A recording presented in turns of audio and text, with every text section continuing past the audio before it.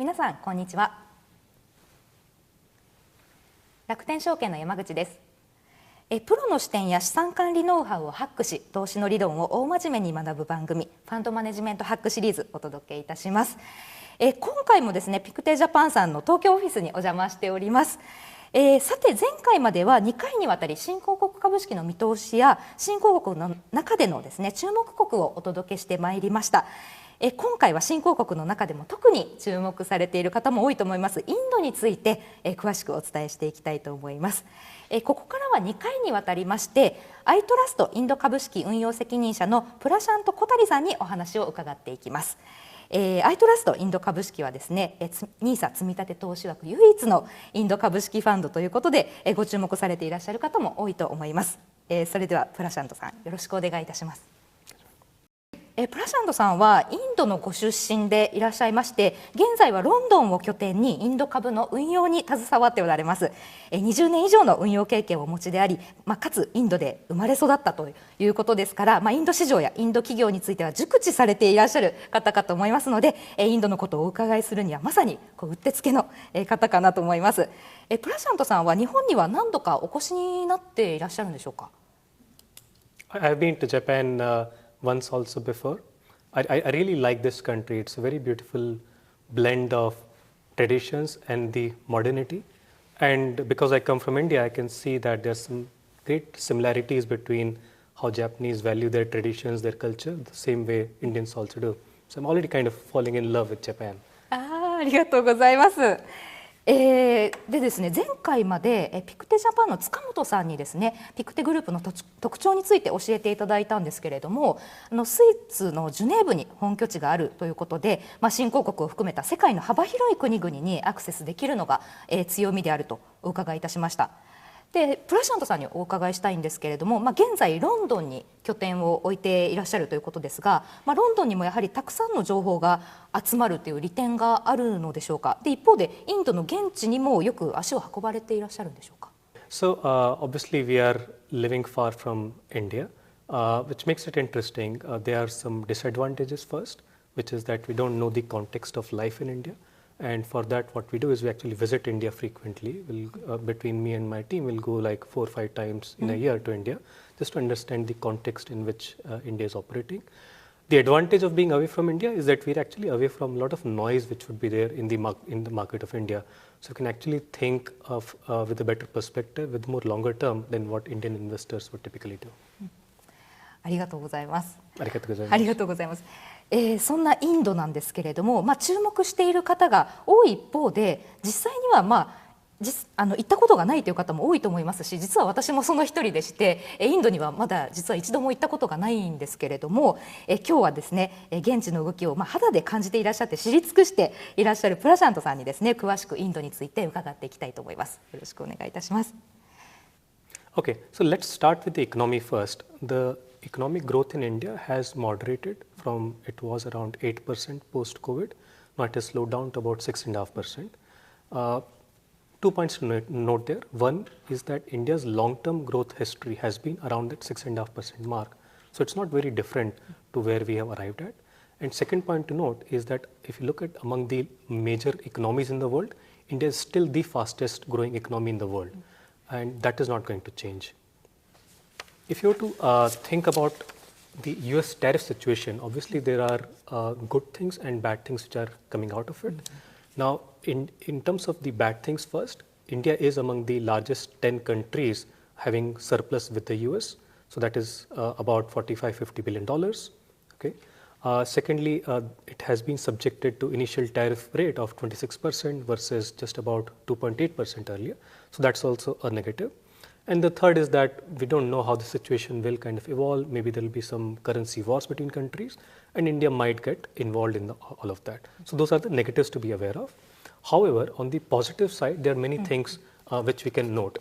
On the positive side, one strong factor is that India is actually not very impacted by these tariffs, okay? Because the impact is only like 0.1% or something.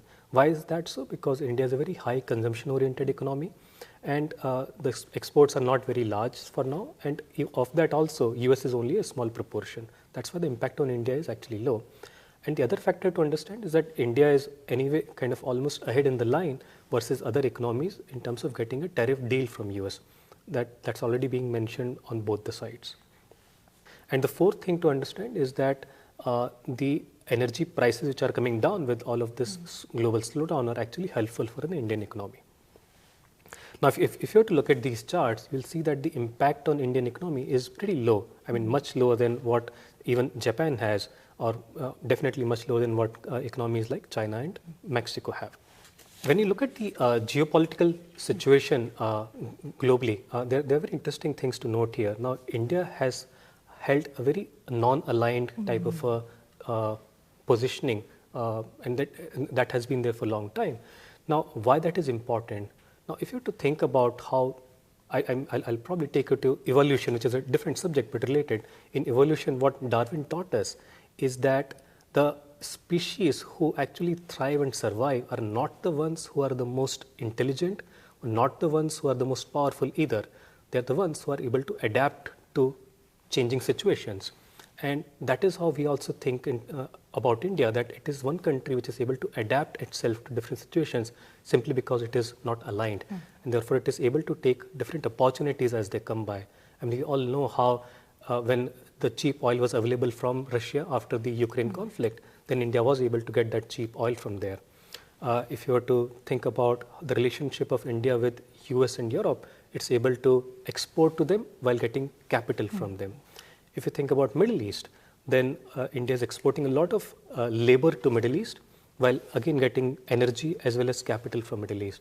Now, an interesting fact for your listeners would be that if you were to go to UAE, for example, then about 10% of their population is the local Emiratis, and 40% is Indians. So they're actually the largest population in UAE as well. If you think about the relationship of India with Japan, then it has been very special, very long-term type of a friendship that you see there. There are about like 1,500 Japanese companies operating in India. They're providing capital, they're providing technology to India. So these are some very interesting ways in which India has kind of developed these relationships across the spectrum with these major economies in the world. ありがとうございます。確かにですね、インドはどこの国ともですね、どこの陣営ともまだがっちり組んでいないというイメージがありますので、どの国もですね、結構この重要な局面でインドはどう出るのかというところを、動きを注視しているイメージがありますが、やはり今後もこのような独自のポジション、独自の外交戦略を続けていく予定であるとお考えでしょうか。Yeah, sure. So see, you have to look at how India's evolved. India was not such a large economy if you have to go back 10 years, 20 years, right? But over a period of time, it has gained the ranks. Now it has become the fourth largest economy in the world, even ahead of UK now. Okay, and that is what is giving its confidence. It is giving its power also to actually stand on its own two feet and not really be aligned with anybody while being actually friends with almost everybody else. So it is actually the economic power which is helping India kind of have that positioning, and as India continues to kind of ascend in terms of its ranks, and it's supposed to be, as per some estimates, India is supposed to become the second largest economy in the world after China by 2050. You will see that this independent policy of India is going to continue, and I would call it as like an India first type of a policy, that the interest of India come first for its leaders and everything else is secondary. On the competition side, what is happening in India, if you were to think about how the bull markets evolve usually, is that as the value of the companies, value of the businesses go up and the capital becomes easily available, then more and more players want to do more things. And this is what is happening in India, that people are entering into each other's spaces, raising the competition levels in India across many sectors. And that's what we are seeing playing out, whether it is sector like very old sectors like paints also, but also new age sectors like modern retail. We are seeing that also happening in the internet commerce side. So we are seeing this competition kind of thing play out. What it is leading to is two different things. One, the real strength of the businesses is actually coming out. So businesses which are actually weak but being perceived as strong would actually find it very difficult to survive. And second, it is also leading to maybe a bit of irrational pessimism in different pockets, which is actually giving us opportunities. See, we are long-term investors in India. we always want to buy high quality companies, but not really pay up for them. We want to buy them cheap. So this is a very interesting time for us when these high quality businesses are being derated because of the concerns about competition, and that's giving us a chance to actually participate into them at much lower prices. ではここまでですね、トランプ2.0時代のインド株式市場の展望について、お聞きしてきたんですけれども、続きまして、インドの高い成長力を支える構造的な強みについて、ご説明いただけますでしょうか。Okay, so we have talked about the changes which are happening, but it's also very important to understand what is not changing. Okay, so I mean, Steve Jobs of Apple, he famously remarked once that often people ask him what is not change, what will change in the next 10 years. And his answer was that the more important question to ask is actually what will not change. Why is that? Because you can actually frame your strategy based upon what will not change, because then you can be more consistent.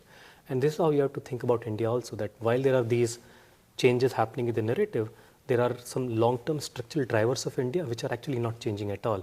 And that is what is going to drive the returns for the next 5 years, 10 years. It's not the near-term volatile type of noises. It's actually the long-term drivers which will drive the returns for the investors. So if you were to think about these structural strengths of India, we classify them into 3 buckets. Okay, one is demographics, second is democracy, and the third is discipline. Now let's look at all these 3 to see how they all come together to make India a very wonderful investment opportunity. If you think about demographics, now India is a young country. The working age population is still expanding. The median age is like 30 years compared to, if you were to look at China, 40 years, Japan, maybe 50 years. Okay, so it's a very young country, and that is a fundamental structural advantage that India enjoys and will continue to enjoy in the next 2 decades, because there's a large population, which means it's a cheap labor force which India can use to build products, to build services for the rest of the world. And it's not just kind of cheap workforce, it's also very highly educated at the same time.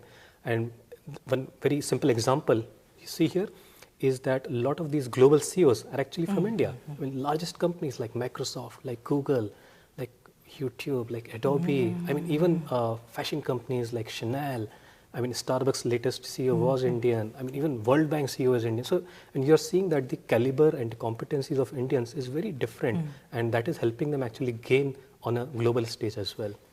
ありがとうございます。結構やっぱりインド人の方って IT 企業のイメージあったんですけれども、今これ見て驚いたんですけれども、シャネルも今インド人の方が CEO ということで、いろんな業界に、広がってきているということですね。で、最近日本の企業でも亀田製菓なんかがですね、インド人の CEO の方を迎えたというふうに話題になりましたが、大変そういうふうにグローバルで活躍されている方多いイメージがあるんですけれども、それを支える根源がやはり人口ということですよね。で、中国などでは人口減少へと、政策の転換を図った時期もありましたけれども、インドは特にそういったことは、予定していないといいますか、人口はやはり多い方が成長に寄与するという考えで、今後もそういうのは続くような、考えなんでしょうか。Sure. Yeah. So the quality of the Indian talent is very different. We have the largest number of science graduates coming from India these days, right? And why Indian CEOs actually do well globally is because not just they're academically bright, but they've also been raised in a very chaotic environment, which is India. I mean, if you've been to India, you know how much chaotic the usual life can be. And that actually helps them do better when they become CEOs of global companies who have to deal with uncertainty, who do have to deal with chaos around the world. Now, when it comes to comparison with China, obviously China had a very controlled way of managing their population. India is a little bit different. They're encouraging people not to have too many kids. They're not trying to force anything, but they're encouraging them. And one way to do that is actually to bring out some policies. For example, in local elections in India, at the village level, if you have more than 2 kids, then you cannot stand for the position of the village head. Okay, so those are the type of kind of tweaks which India is having just to ensure that the population growth is not too much. So also in India is already a very dense country. It cannot afford to have too many people out there. So the focus now is actually on improving the skills and the quality of people rather than just improving the quantity of people around. ありがとうございます。Okay, so after learning about demographics, let's think about the next important structural driver for India, which is democracy. Okay. Now, India has a very strong institutional framework. It is not just about the government in power, but also about the institutions which support and which provide the checks and balances in the system. Now, be it the Central Bank of India, which is globally renowned as one of the best central banks around, Supreme Court of India, which is also very independent, Election Commission, which ensures that there is a fair transfer, very peaceful transfer of power from one government to another, and then the stock exchange regulator, SEBI, so which is also very independently oriented.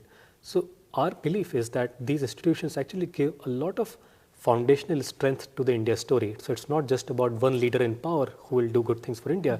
It's actually about the institutions who will keep on doing good things for India. So that's the second driver. The third driver is discipline. Okay, and discipline you will see in different facets of Indian life.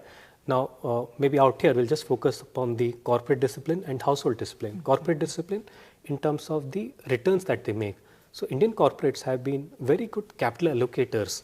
If you were to look at the history of them, the returns made by Indian corporates are much higher than the emerging market corporates.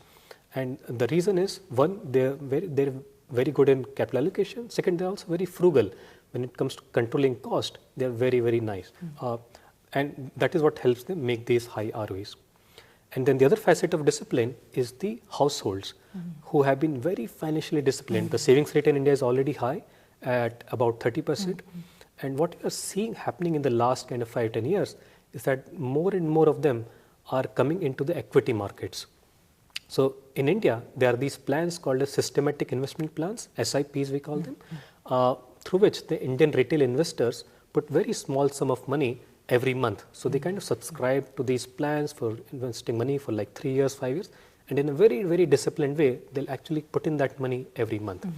And that amount, maybe it's spread across maybe tens of millions of people, but that amount has become like almost $3 billion on a monthly basis coming into the equity markets on a very steady basis. And that is actually showing you the discipline of these investors. ちょっと私驚きだったんですけれども、インドにもその、投資信託があって、皆さんそれを積み立てしていってるということで、非常にそのアメリカだったり日本で今こう進んでいるような資産形成、そういった、資産形成の制度がですね、先進国に近いものがもうできていて、お金の流れもできてきているということですよね。でこれお見せいただいたように2016年に制度がスタートして口座数がもう約1億に上るということなんですが、どういう形でこれ普及してきたんでしょうか。やはり先進国に倣って資産形成を、国民もやっぱりしていこうということで国が打ち出しているものなんでしょうか。So the very interesting thing to understand about SIPs is that there is no government driving this. There is no tax benefit either. Okay, so it's all happening on a very organic basis. Now the seed of this was actually maybe started about 10 years back when the mutual fund industry as a whole came together and started making investors aware about this product, which they call as the SIP. And they all kind of pooled in some money, and through that they started a big advertising campaign saying that mutual funds is the right choice and SIP is a better way to invest. Okay, and this they kind of painted the whole city, whole billboards, they went on TV, all the media you can think of, and that campaign was really instrumental in transforming the image of mutual funds and the use of SIP as the vehicle to invest into. And that is what is responsible for this tremendous growth that we have seen on the SIP side. And also in turn, people have actually seen benefit of that in the last 8-10 years. When Indian markets have been going up, people have seen their wealth actually multiplying. And that's why there is more and more interest, more and more confidence also of investors to keep putting in this money every month. Whatever happens in the market, even in down months, we actually see people coming in every time. なるほど、ありがとうございます。本当に私これ知らなくてですね、もう1億、口座数1億ということで、実は楽天証券は1200万口座あるんですけれども、もうそれを大幅に上回るこの短期間での伸びっていうのは本当に驚異的だなと思いますし、こういったお金の流れがインド株式市場を下支えしている、そういった仕組みもできてきているんだなというふうに本当に実感いたしました。本当に知らなかったことがたくさんありましてですね、本日大変勉強になりました。インドについてますます興味が湧いてきたところでですね、現在インドで注目されている投資テーマや注目の銘柄について次回詳しく伺っていきたいと思います。それではプラシャントさん、ここまでありがとうございました。ありがとうございました。